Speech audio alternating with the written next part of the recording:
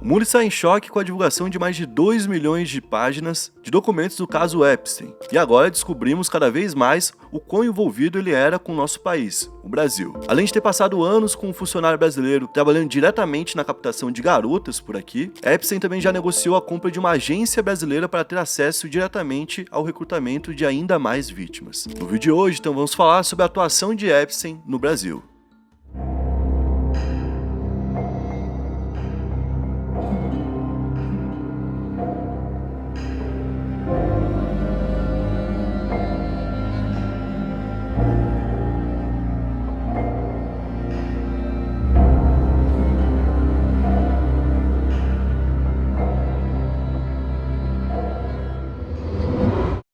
E aí pessoal, beleza? Meu nome é Bruno Fabio, esse aqui é o Planeta Novo e se você ainda não é inscrito no canal, vai se inscrever agora e deixar o seu like pra ajudar a gente. No vídeo de hoje, a gente vai trazer mais um capítulo da série do Jeffrey Epstein e hoje eu estou aqui com o Lucas Seca por trás das câmeras e eu quero saber qual que vai ser a meta de likes. Salve, bonitinhos e bonitinhas que estão assistindo o vídeo. Fofos e fofinhas. Fofinhos demais, almoçando e jantando. Fofos e fofinhas. A meta de likes, mano, se Deus quiser aumentou aí, né, que nós pedimos no último vídeo.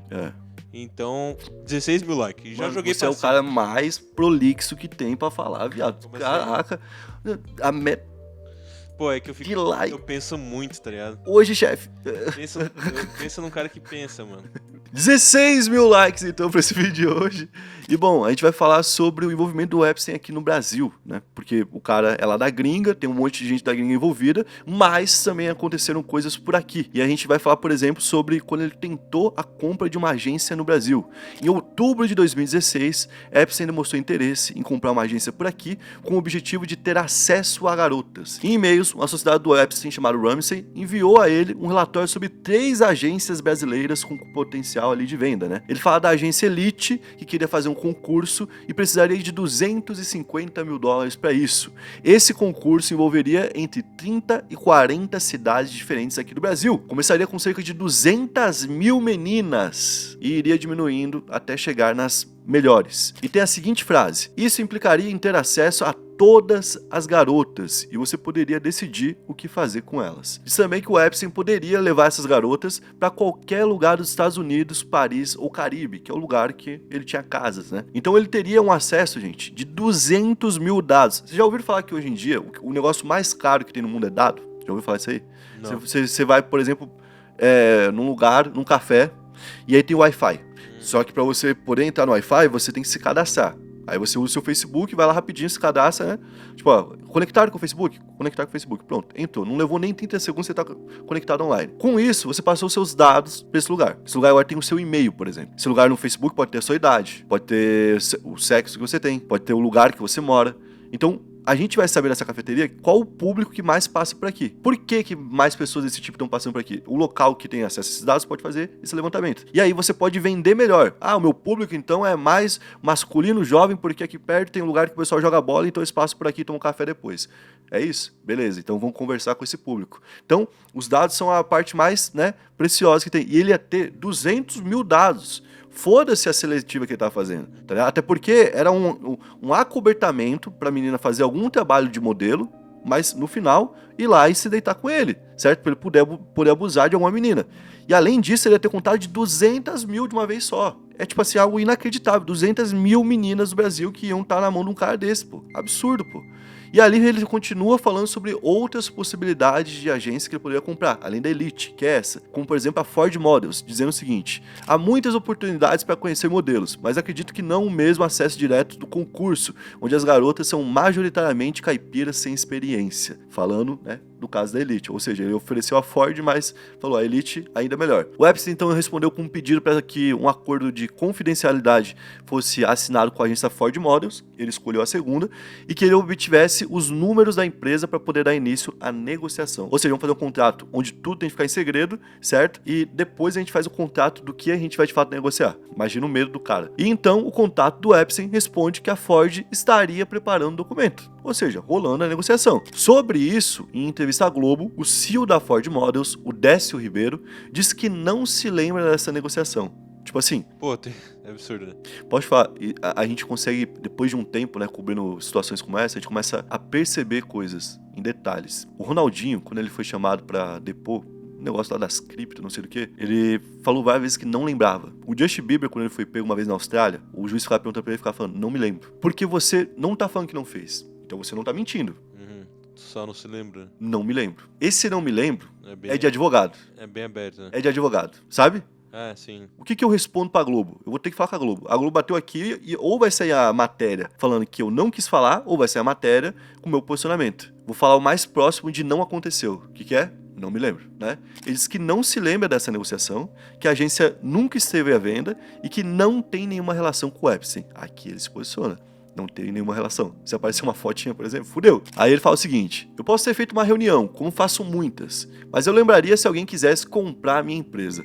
A Ford nunca esteve à venda e não tem nenhuma relação com Jeffrey Epstein. Fico chateado e enojado de ver a marca, que faz 80 anos, citada por quem tem interesses escusos. Complicado, né? Não confiei muito nessa... É foda, tá? Que eu não sei também, porque querendo ou não, o que o cara tá falando é o seguinte, eu fui pra cá, eu vim pro Brasil e tô vendo quais empresas que dá pra gente comprar e transformar o sentido da empresa. O sentido da empresa não necessariamente naquela época era se envolver com, sabe, tipo, uma pirâmide que levava crianças pra serem exploradas sexualmente, não era isso. Não sei se nas negociações ficava clara a intenção de, tipo, a gente não, tá comprando a empresa pra... Eu acho que a partir daí fica. Eu acho que eu acho que a grande mudança é quando o Epstein vai investir na empresa, tá ligado? Se esse contrato, que teoricamente estaria sendo feito segundo os e-mails, se ele foi feito na época, já tinha assunto suficiente pra saber, já tinha a condenação do Epstein, já tinha como desconfiar. O cara que tá nesse meio, ele sabe o que acontece nesse meio, certo? É comum ter gente ali andando no meio da moda querendo captar pessoas só pra isso mesmo, pra esse fim sexual. Então, tipo assim, cara, eu acho que teria como saber. O que ele vai provar agora é se teve esse documento ou não. Mas como a gente falou, tem desdobramento no Brasil. Não é que vai passar batido por aqui, não. E esse cara que é muito importante pra essa história, que é o que fez a ponte aqui no Brasil, né? É o Ramsey Elkroy. Ele é músico e produtor e um dos fundadores do coletivo Monotronic, que já foi identificado como olheiro e recrutador de modelos pro Epstein. Então ele já foi identificado assim pela polícia, oficialmente ele já é isso. Na nova leva de arquivos, o nome dele aparece 2.267 vezes. Bastante. Na grande maioria das vezes, estão falando dele em algum encontro com mulheres. Em algumas, ele envia algumas fotos de modelos de biquíni pro Epstein, falando o que você acha? Maneiro? Gostou? Não sei o que, como se tivesse, tem acesso a essa pessoa aqui. Em 2010, por exemplo, ele enviou 6 imagens ao empresário, falando o seguinte, essa é Juliana, uma garota brasileira de 21 anos que eu vou levar para Nova York amanhã. Muito sexy, pele incrível. Você estará na cidade segunda, terça ou quarta? Oferecendo a garota como um produto. E os documentos também apontam que pelo menos 4 jovens brasileiras, entre elas adolescentes, teriam sido levadas até ele durante uma festa nos Estados Unidos. E quem teria levado seria o Ramsey. Tanto é que essa leva de pessoas do Brasil para os Estados Unidos foi ficando cada vez mais comum, que o cara já tinha contatos para poder emitir visto. Quem bancava o visto era o Epstein, o dinheiro saía da conta dele, ia para a conta do Ramsey, que pagava então o serviço. E eles estavam querendo fazer um concurso próprio de beleza aqui no Brasil para atrair as garotas mais bonitas na visão deles, obviamente menores de idade, garotas mesmo, né, não mulheres, e levar que eles considerassem melhor lá para fora. E até agora quem está fazendo o maior levantamento dos documentos é a BBC News, certo? E a BBC News identificou aproximadamente 4.000 referências ao Brasil no documento. Nossa, é muita coisa. Tem muita coisa, mano. Ele curtiu o Brasil, né, fazer essas maldades. Pois é, mano. Inclusive tem um depoimento prestado à Justiça da Flórida em junho de 2010 que afirma que o Jeffrey Epstein costumava viajar ao Brasil para encontrar novos clientes, certo? Que inclusive pagavam pelas mulheres que ele tinha contato, e que ele tinha uma mulher que era um contato dele e que essa era quem arrumava tudo por aqui. Essa testemunha tem a identidade ocultada, só que ela fala que trabalhou para um cara chamado Jean-Luc Brunel. Esse cara é um ex-agente de modelos francês e que era parceiro próximo do Epstein. Ele foi acusado de tráfico de mulheres, isso com mulheres de até 13 anos de idade, e acabou sendo encontrado morto em uma prisão em Paris em 2022. O tanto de gente que é encontrado morta. Inacreditável, né? Tipo assim... Todo esse ciclo perto do Epstein... gosta de tirar a própria vida, né? Aparentemente. Só que assim, não é tanta... Dá pra saber quantas pessoas trabalham com ele na vida dele, né? É algum desses ex-funcionários que sabia dos crimes do Brunel e que sabia dos crimes do Epstein, que foi lá pra poder falar sobre isso. Essa pessoa então falou que, inclusive, a empresa do Brunel não tinha lucro. Que o lucro que a empresa tinha, na verdade, vinha do Epstein. Era uma empresa de fachada para recrutar pessoas pro Epstein e, em troca, ele bancava ali os custos de vida que o Brunel tinha. E ele falou que naquela festa em que 4 meninas do Brasil foram levadas, tinham 2 que eram menores de idade e uma tinha 13 e outra 15 anos. A gente ainda tem um testemunho que apareceu de uma pessoa do Brasil, falando que foi vítima do Epstein, que é a Marina Lacerda. Ela decidiu tornar pública a história dela em setembro de 2025, quando afirmou ter sido vítima dele. E depois que ela publicou tudo isso, ela deu uma entrevista à BBC News Brasil, em dezembro do ano passado, e ela contou que muitas outras mulheres brasileiras também passaram pela mansão e foram abusadas. Ela fala o seguinte: pelo menos umas 50 brasileiras, eu acho. Eu levei algumas dessas meninas e elas levaram outras meninas. Ela explicou que na época em que os abusos aconteceram, ela vivia em um bairro que não era tão bom, ali no Queens, em Nova York. Ela, que não nasceu nos Estados Unidos, é brasileira, nasceu em Belo Horizonte, foi levada com a família aos 8 anos de idade para morar lá, e já na adolescência, sem dinheiro, sendo imigrante, tudo isso, né, teve que trabalhar em todo tipo de emprego. Foi nesse período que ela passou então a frequentar um grupo de jovens ligado à igreja. Olha que doideira. Era um grupo formado por brasileiras e uma brasileira se aproximou dela então com uma proposta. E falou o seguinte: sei que você tá passando por uma dificuldade imensa na sua casa e queria te ajudar. Tem um cara super rico, poderoso, que mora em Manhattan e gosta de pagar por massagem de menina nova. Essa frase já é absurda, Né? Gosta de pagar massagem de menina nova, meu Deus. Então, ela falou então que nisso ela desconfiou, ela ficou tipo, pô, exatamente isso, né? Meio suspeito, parece ser um cara meio estranho e tal, mas que ela precisava do dinheiro, então ela até deu meio que um migué. Ela falou: não, já trabalhei de recepcionista uma vez num lugar em Koreatal que fazia massagem, um spa, né? Então agora eu manjo um pouco de massagem e vou ser a pessoa perfeita pro trampo, né? Aí ela falou: não, beleza. Tudo bem, você sabe fazer massagem, mas não é isso que importa. Só vai de biquíni por debaixo da roupa, porque ele gosta que a pessoa fique de biquíni enquanto faz, né, massagem nele. Ela ouviu, ficou estranhando, porque ela tinha 14 anos na época, né? Nossa. Mas ela foi. E ela narrou então o que aconteceu quando ela chegou lá. Uma empregada me pegou essa amiga, colocou no elevador e fomos até o 3º andar. Então abriu uma porta com um corredor. Andamos até um quarto de massagem com tudo escuro. A janela estava tampada. Foi nesse momento então que Epstein se apresentou. Ele perguntou de onde eu era, quantos anos eu tinha e se eu ia pra escola. Então ele estava ali conversando com ela. A amiga tinha falado que ele era um cara super de boa e tal, que não ia acontecer nada demais. Então ela tava achando que ia ser isso. Só que ele, enquanto tava com ela, estava no telefone, conversando o tempo todo e tal. E enquanto tava falando no telefone, ele chegou perto dela e começou a tocar nela. Em seguida, essa empregada e o Jeffrey pediram para que elas tirassem a roupa. A amiga começou a tirar a roupa, a blusa, né? Só que ela falou não. Ela falou: não quero fazer isso. E quando ela falou isso, obviamente ficou um climão, né? Aí a amiga dela ficou com raiva dela, porque falou: pô, olha o que você tá fazendo, tô te trazendo pra ganhar dinheiro, tu tá, tipo, ferrando o esquema. Só que o Epstein, malandro que tentou amenizar a situação, porque ele sabia que se saísse dali ia ser ainda pior, né? Imagina, sai falando alguma coisa. Ele disse: dá um tempo que ela vai se sentir confortável comigo. Nisso, então, ele trocou as duas de lugar, começou a passar a mão na amiga dela, né? Só que de uma outra forma. Como a amiga já tava entregue a ele começou a ser agressivo com ela. A Marina falou que foi tudo muito rápido, que deixou ela em choque, até por conta da idade nela, e que foi uma coisa muito intensa que ela não sabia que isso ia acontecer. Então, quando terminou o encontro, elas se vestiram muito rápido, deixaram o lugar muito rápido, e ela fala o seguinte: ele disse que me veria de novo. Eu fiquei calada pensando que nunca mais veria esse cara. Já do lado de fora, a Marina disse que reclamou com a amiga, né? Pô, era isso então que a gente veio fazer?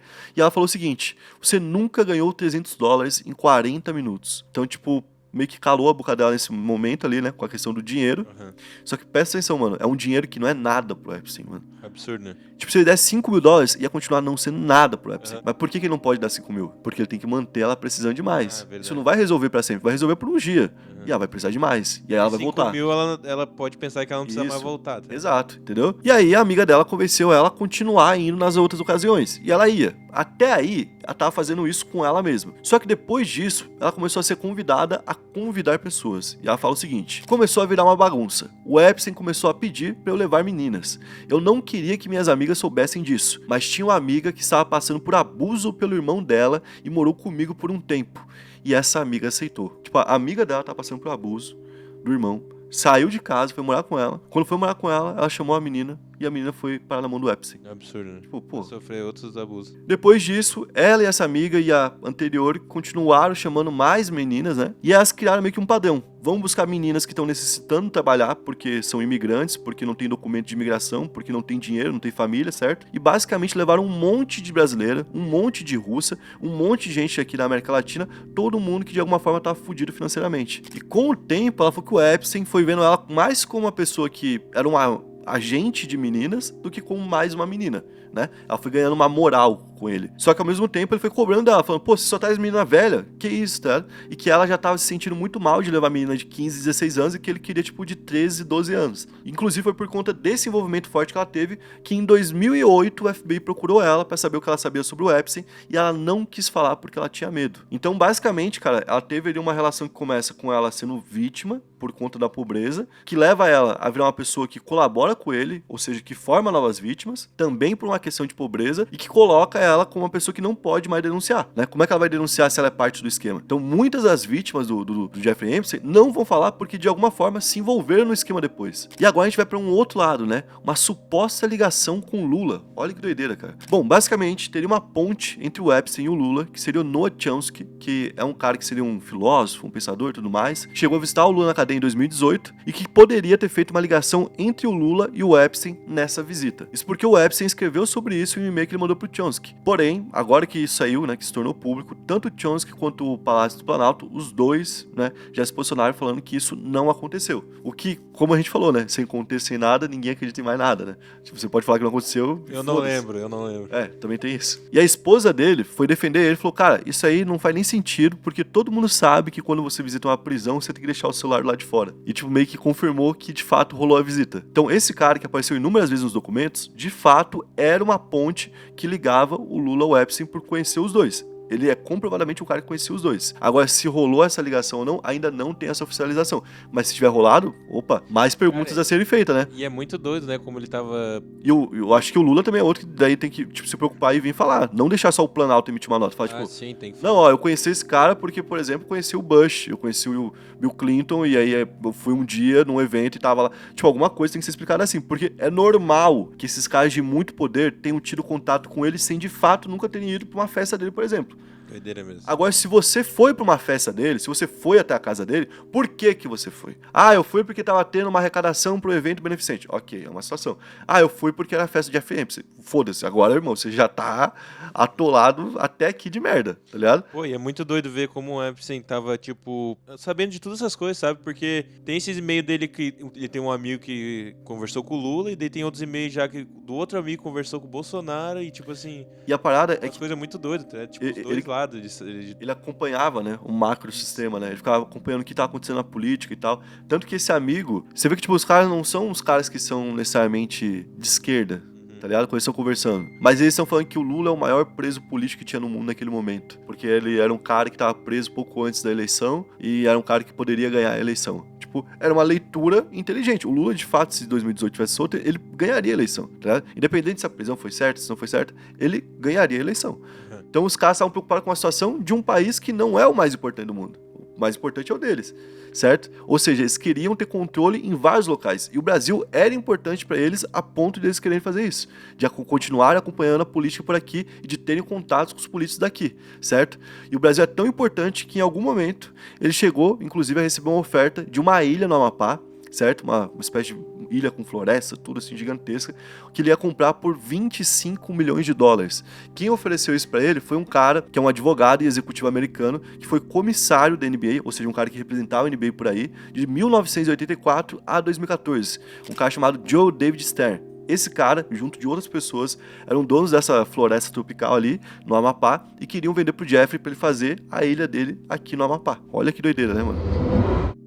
Bom, então esse foi o vídeo de hoje, espero que tenham curtido. Se curtiu, deixa o like, se inscreve no canal e mais atualizações vão sair aqui em breve. Tamo junto, valeu, é nóis. Na última sexta-feira, o Departamento de Justiça dos Estados Unidos divulgou mais de 3 milhões de páginas dos arquivos envolvendo o caso de Jeffrey Epstein. Entre e-mails, mensagens, áudios e documentos, também foram publicadas muitas imagens, que de alguma maneira são ligadas a ele. Somando com as outras levas de divulgação, já são mais de 7 mil fotos disponíveis, e vamos te mostrar as principais no vídeo de hoje.